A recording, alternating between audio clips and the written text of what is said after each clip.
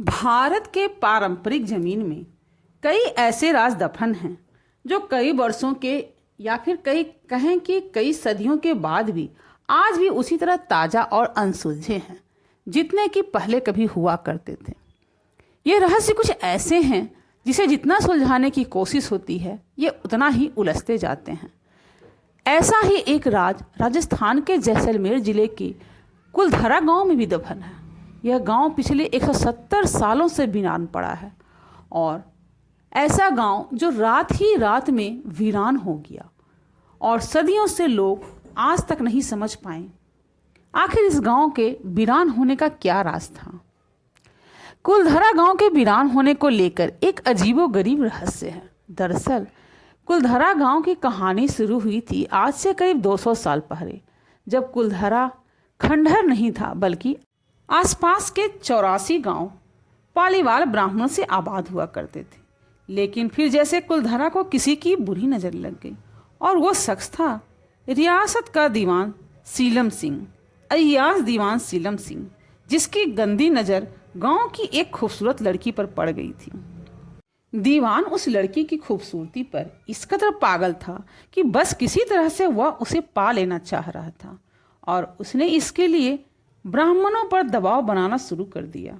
हद तो तब हो गई जब सत्ता के मद में चूर उस दीवान ने लड़की के घर संदेशा भिजवाया कि यदि अगले पूर्णमासी तक उसे लड़की नहीं मिली तो वह गांव पर हमला करके उस लड़की को उठा लेगा। इतना सुनना था कि गांव वाले अब परेशान हो चुके। दीवान और गांव वालों की ये लड़ाई अब एक कुंवारी लड़की के सम्मान की भी थी और गांव के आत्मसम्मान की भी। गांव की चौपाल पर पालीवाल ब्राह्मणों की बैठक हुई और 5000 से ज़्यादा परिवारों ने अपने सम्मान के लिए रियासत छोड़ने का फैसला ले लिया। उन लोगों ने रात में ही इस बैठक को अंजाम दिया और यह फैसला लिया कि सभी मिलकर के इस गांव को ही छोड़ देंगे। कहा जाता है कि निर्णय लेने के लिए सभी 84 गांव वाले एक मंदिर पर इकट्ठा हो गए और पंचायतों ने फैसला किया कि चाहे कुछ भी हो जाए अपनी लड़की उस दीवान को हम नहीं देंगे। रातों रात ही सभी पाली ब्राह्मणों ने अपने परिवार और मवेशियों के साथ उस गांव को रात में ही छोड़ दिया और सभी उस गांव से रात में ही निकलकर बाहर चले गए। जो वृद्धजन थे जो नहीं चल पा रहे थे उन्होंने पानी में नमक मिलाकर और जहर मिलाकर पी लिया और उन्होंने वहीं पर अपनी जान दे दी। और उस गांव को छोड़ते वक्त उस पालीवाल ब्राह्मणों ने इस जगह को श्राप दे दिया कि कभी भी यह गांव दोबारा नहीं बस पाएंगे। और उसका यह फल हुआ कि आज इतने साल के बाद भी एक परिंदा भी उस गांव की सरहदों में दाखिल नहीं होते थे। बदलते वक्त के साथ वहाँ 82 गांव तो दोबारा बन गए, लेकिन 2 गांव कुलधरा और खाभा तमाम कोशिशों के बाद भी आज तक आबाद नहीं हुए। ये गांव अब भारतीय पुरातत्व विभाग के संरक्षण में है, जिसे दिन की रोशनी में सैलानियों के लिए खोल दिया जाता है। कहा जाता है कि यह गांव अब रूहानी ताकतों के कब्जों में है। टूरिस्ट प्लेस में भले ही यह कुलधरा गांव बदल चुका है, लेकिन यहाँ आने वालों के मुताबिक यहाँ रहने वाले पालीवाल ब्राह्मणों की आहटें आज भी सुनाई देती हैं। उन्हें वहाँ हर पल ऐसा अनुभव होता है कि जैसे कोई आसपास चल रहा है। बाजार में चहल पहल की आवाज़ें आती हैं। महिलाओं के बात करने और उनकी चूड़ियों और पायलों की आवाज़ हमेशा ही आती रहती है।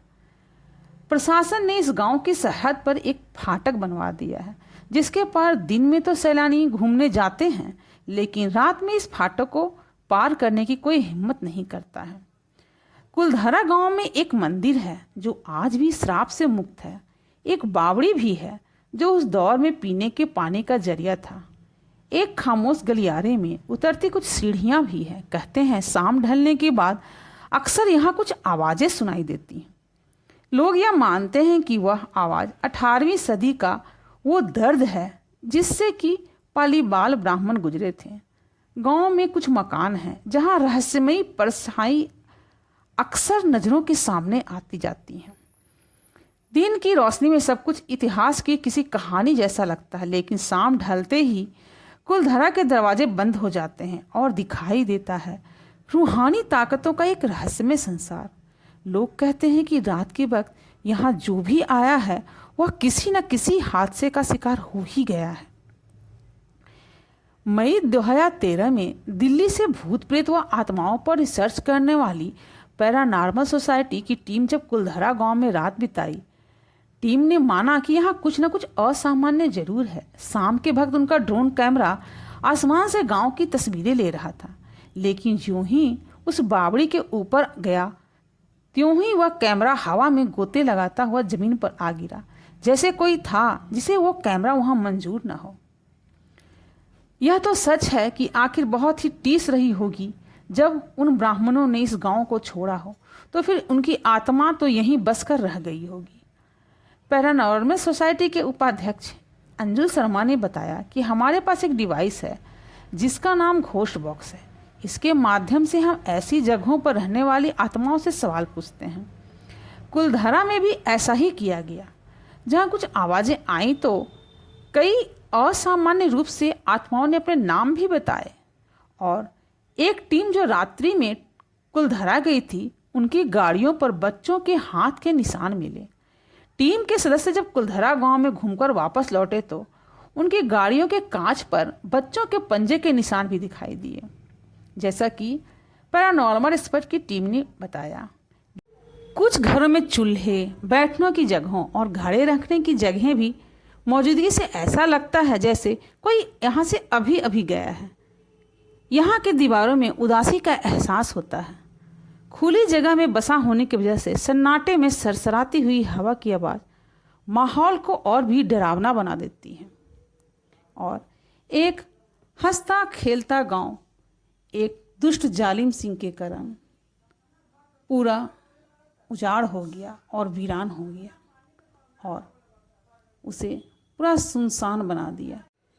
आपको मेरी ये कहानी कैसी लगी कृपया कमेंट करके बताएं, और ऐसी ही कहानी को जानने के लिए मेरे चैनल को लाइक, शेयर और सब्सक्राइब करें।